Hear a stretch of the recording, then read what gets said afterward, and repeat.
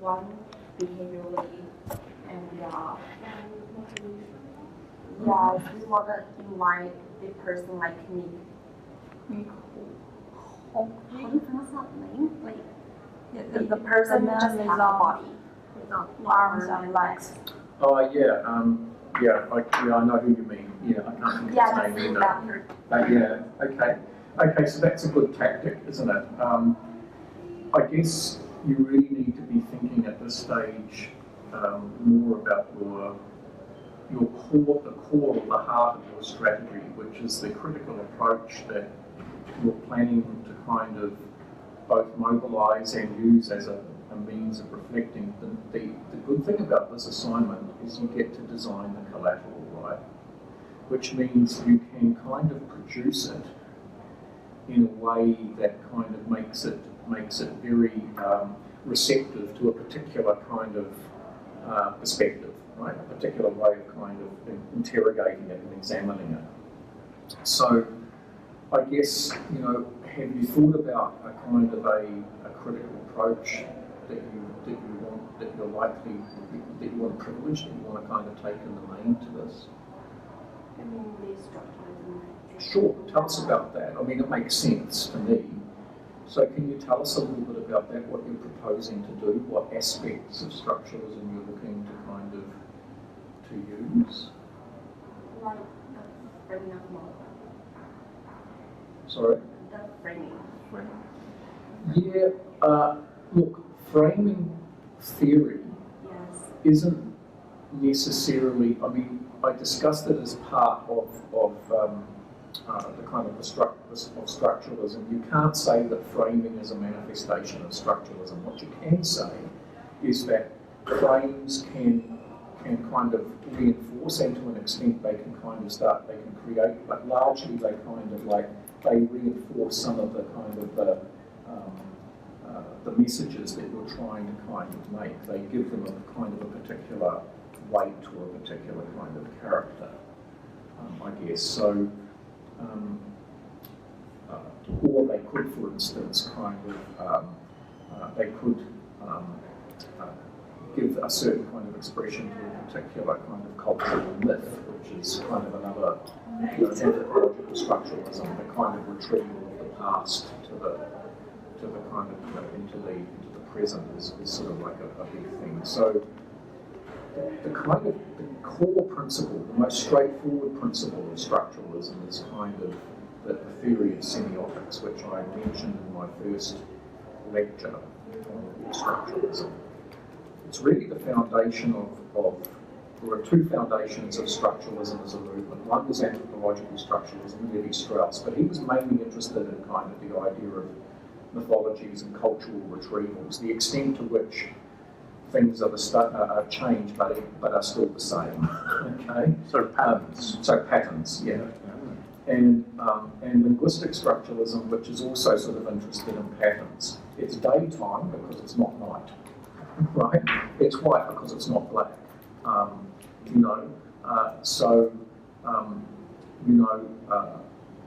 If you think about the kind of the whole bullying thing, what are some of the kind of big oppositions that you could start playing with? Because I think this is one of the simplest and most kind of straightforward ways, I guess, you can kind of get into the heart of structuralism. What are some of the contrasts that seem to you to kind of register in the context of that topic of bullying? Well, there's I'll give you one. There's cruelty and compassion. There's ignorance and there's understanding, which is why you want to bring in your guy, because let me give you an example. I was talking to my wife on the phone earlier today. She teaches the blind and the vision impaired, and I told her about something that happened in one of my classes about a year or two ago. There was a blind student, and I was screening some visual material. And so what I was doing, because I understood I had to do this, I described what I was screening.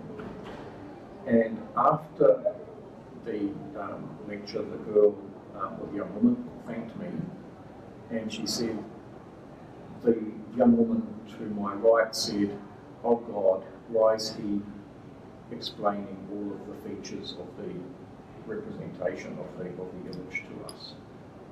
And I said, "What did you say?" And I was telling my wife about this, and my wife said, "She should have said, it's for me, because I can't see." But anyway, I don't think that was happening. The point is that people are ignorant. There's a kind of there's another kind of opposition here, blindness and insight. We have to have insight into being a victim, don't we? We have to have insights into the plight of the bullied person, because they are bullied because they're different. Either they're reticent or hesitant, or they're physically different, and there's various kind of forms of bullying too. I guess you can kind of play with some of those, because it's not always physical, of course, it can be verbal, but there are other sort of ways to bully a person as well. There's a very famous line in Harper Lee's novel To Kill a Mockingbird, where Atticus Finch says there are all sorts of ways of making a person invisible. So I think it's really useful, ladies, for you to kind of think about structuralism from the point of view of patterns. And I think even more fundamentally than that, start with the idea of oppositions. We'll come to the critique in a minute or two. And I've given you about 3 or 4 there that you could kind of some oppositions that you could think about. And that could find expression in your collateral, in your speech, in your blog, and in your advertisement. If you don't want to do an advertisement, we're happy for you to do a post, by the way. As long as it's just on one page, it's an image. I've said plenty. I haven't had an opportunity to say anything. So, sure. Well, I guess in terms of the production of the poster, you may want to. It's a text that we've recommended to a few people, and that is, I guess, Reading Images by Gunter Kress and Theo Van Leeuwen. Basically, because I guess to me it's good to have sort of good control of the composition of the image that you use, because obviously in terms of semiotics, you want your sort of your visual depiction to have a clear message to people and to be interesting, so that people pay attention to it. And so I guess you may want to consider how it is that you present that, because even though it might seem like it is the simplest of the 3 tasks, like versus writing a speech or writing a blog entry, it can actually be a bit tricky to get right. And so I guess in that sense, it probably is a good idea to look at some work. Because say for example, if you look at Barthes, like Roland Barthes, and the way that he sort of analyzes an image, it's very much on the. He's very much interested in semiosis, but he doesn't really give, to my mind anyway, a very clear indication of the way in which composition affects semiosis. And so, like I said, that book called Reading Images, is one that you should really sort of look at. Adam cites it in his lecture, I believe.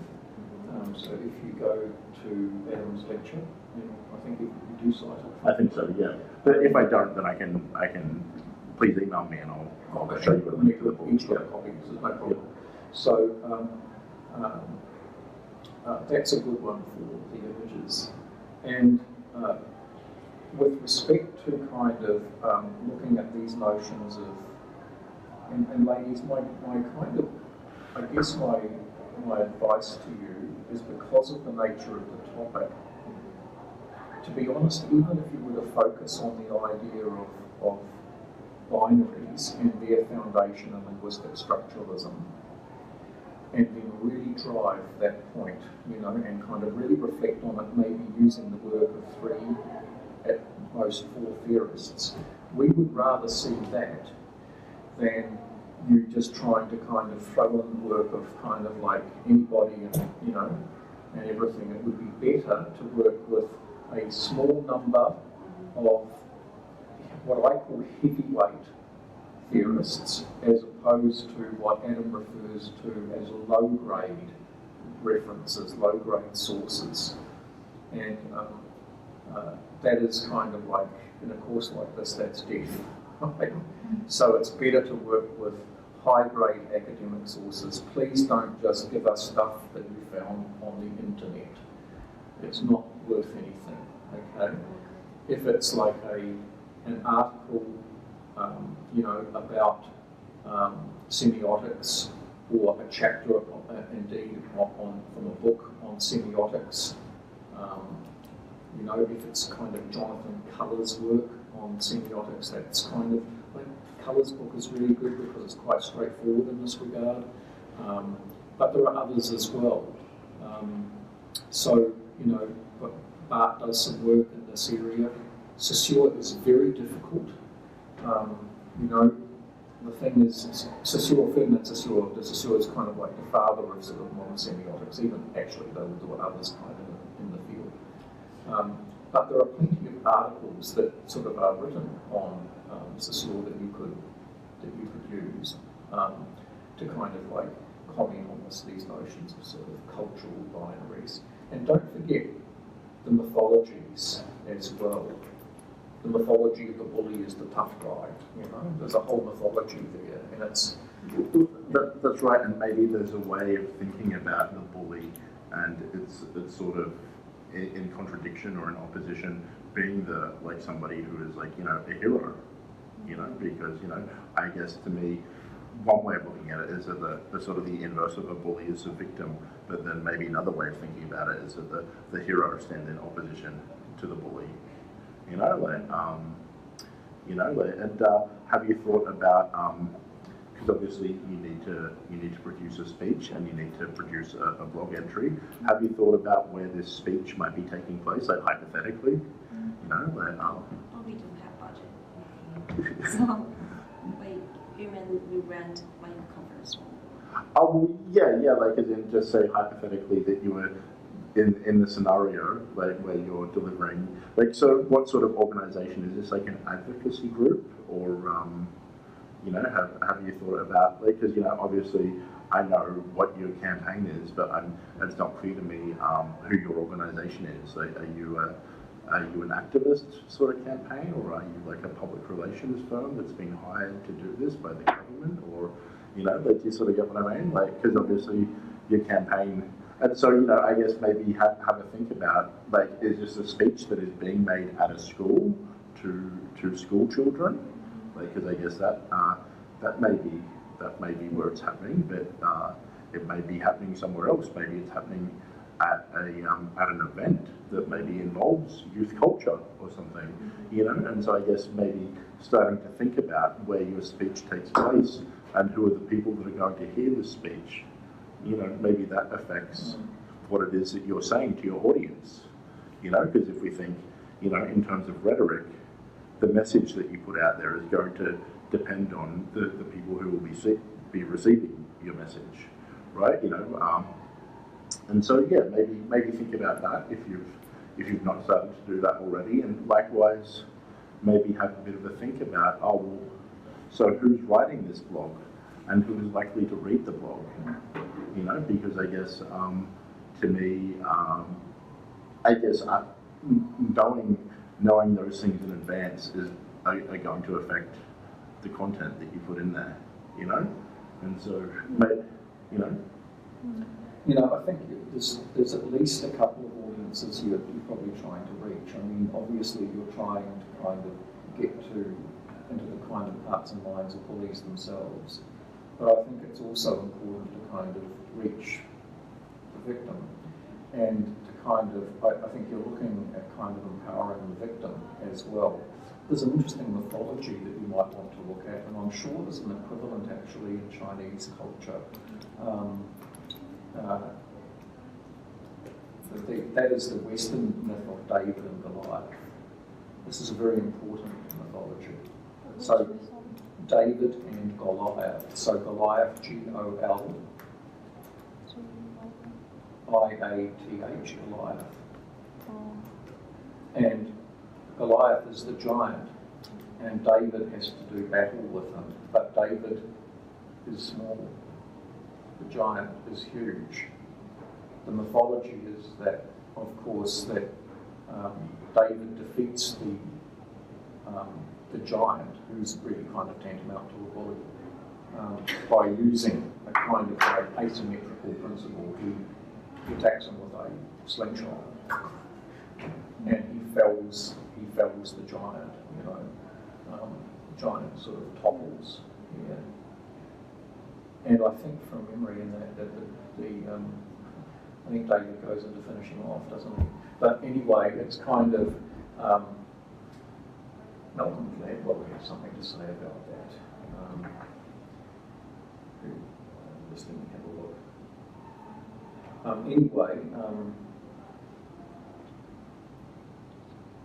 So that would be a kind of an interesting mythology, but I'm sure you've probably got your own cultural myths of what we call the underdog winning. Every culture kind of likes that, yeah. Yeah, I was right. Okay, so there's a book by Malcolm Gladwell called Underdogs, Misfits, and the Art of Battling Giants, published in 2013. I must buy a copy of that actually. Can you please say the name again? Sure, you can see it right there, David and Goliath. Here, take my phone and kind of write it down. Have you ever seen that 3-part BBC series, Indie Music for Misfits? No. A few years back, yeah. No. It's all about, I guess, the British indie scene of the 80s. Oh, okay, all right. Ladies, in terms of the mythologies, there's, you might want to write down Malcolm Gladwell's book there. Did you write that down? His book is called David and Goliath, Underdogs, Misfits, and the Art of Battling Giants. You can just see it there in that text, so just jot it down. And, I guess you can sort of see some of those cultural myths in things like the X-Men. I don't know if you've ever read those comic books or seen those movies at all, but they're misfits, and that's part of what makes them sort of heroes. And so it's the same sort of logic,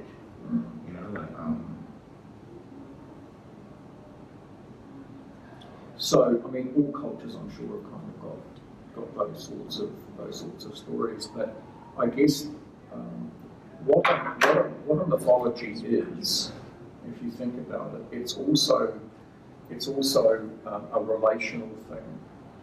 It's retrieving the past and giving it significance in the present. David and Goliath story is a very old story. It's not the only story, kind of about the underdog winning. So I guess that's part of the messaging, that I guess you want bullies to stop their bullying, but you also want victims to, as far as kind of is sensible to do so, to kind of confront that behaviour and to call that kind of behaviour out, or to report that behaviour, to sort of seek help and so on. Yeah. And to kind of create a more sort of supportive kind of culture. When I was growing up in New Zealand, this will kind of amuse you, there was no real culture around dealing with bullying. I grew up in the 70s, and I remember being bullied.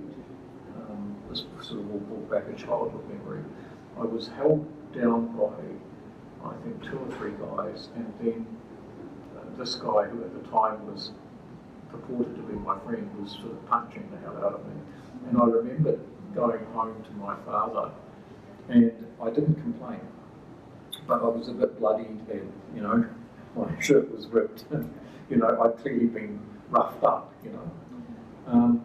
So the culture then was, well, you have to kind of like strike back. And I asked my father what that meant, and he said, well, it means going and knocking on his door, and if his father answers the door, ask to see the boy, even if his mother does. And I said, then what do I do? And he said, well, then you punch him hard right on the nose, you know, as hard as you possibly can. And I think my father was half joking, but I went round to the house to deal with the bully in this way, and it worked actually, because the father asked what we were fighting about, and then kind of like remonstrated. Look, my point is that you're also sort of trying to kind of change the dynamics so that people who might be victimised feel that they've got places to turn, and that you're trying to kind of create a culture where kind of bullying is seen as being repugnant and awful and not tolerated. Yeah, like I guess it sort of seems like what you're suggesting is that both parties need to have more awareness of their own agency, because obviously the bully, you know, should be inhibited in some ways, like, and should refrain from doing particular things that they're doing, whereas, you know, perhaps the victim needs to recognise their own agency and that there's more that they need to do to get themselves out of that space of victimisation. You know, is that... That's exactly what I'm saying, and you know, sadly, victims tend to, well, it's not surprising, is it? They tend to sort of retreat and recoil and lose confidence and, you know, make themselves even more vulnerable, unfortunately, to that kind of, you know, behaviour. So Adam used the word agency. That word basically, I guess, could sort of translate into something kind of more akin to sort of personal kind of authority and power and kind of ability to sort of act. There is a whole theory around it. I don't think it's necessary for you to get absolutely into that theory. But I do think you're trying to give victims a sort of a sense of what they might do to kind of make themselves into kind of more kind of agents that can kind of, you know, address this behaviour, or at least, you know, kind of bring to the attention of others that, you know, it can be, you know, addressed. Could the metaphor of the secret agent be useful here in terms of people tapping their hidden reservoir of agency? Yeah, I think so. You know, kind of, it's like the hero within, like Adam was sort of talking about, you know, the kind of the idea of the hero before. There's lots of stories about sort of, you know, finding the hero within, and kind of, you know, if you're sort of, I guess if you're talking about, you know, the bullying of children, which you are fundamentally, you know, that really resonates, because, I mean, all children kind of read hero stories and so on, and heroes are often ordinary people who, after donning a particular costume or whatever else it may be, suddenly become, you know, more than ordinary humans, and they generally tend to deal with bad people, don't they? And there's another kind of, one more thing that we'll say, and then we do have to wrap up. You know, bullies operate in packs, don't they?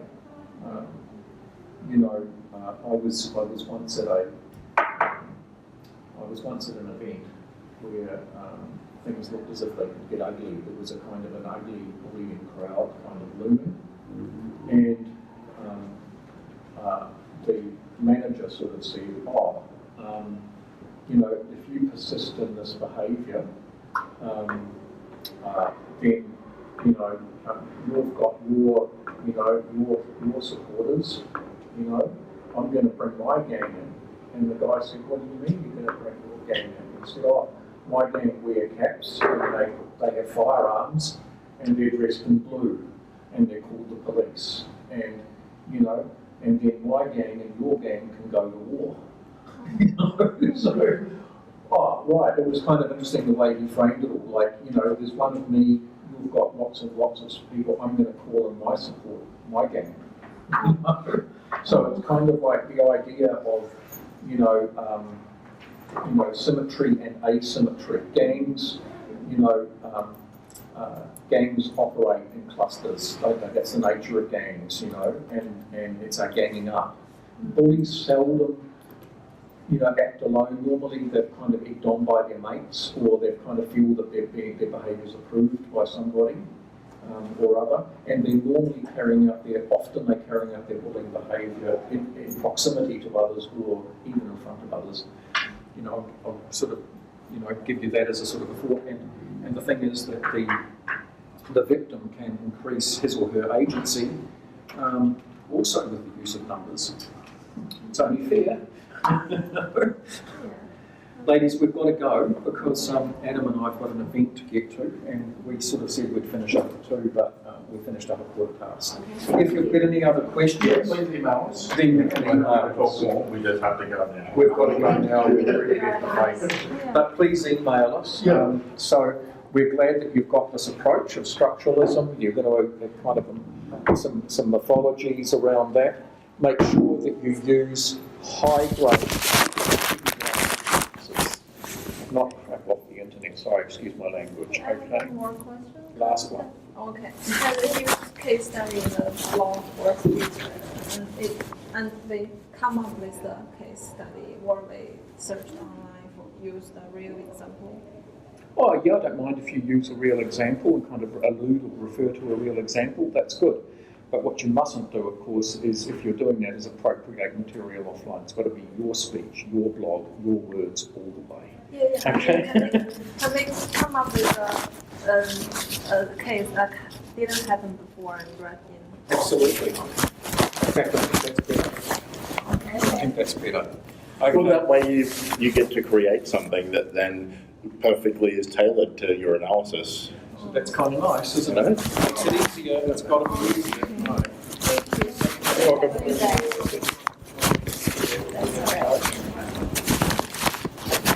Sure. That's okay.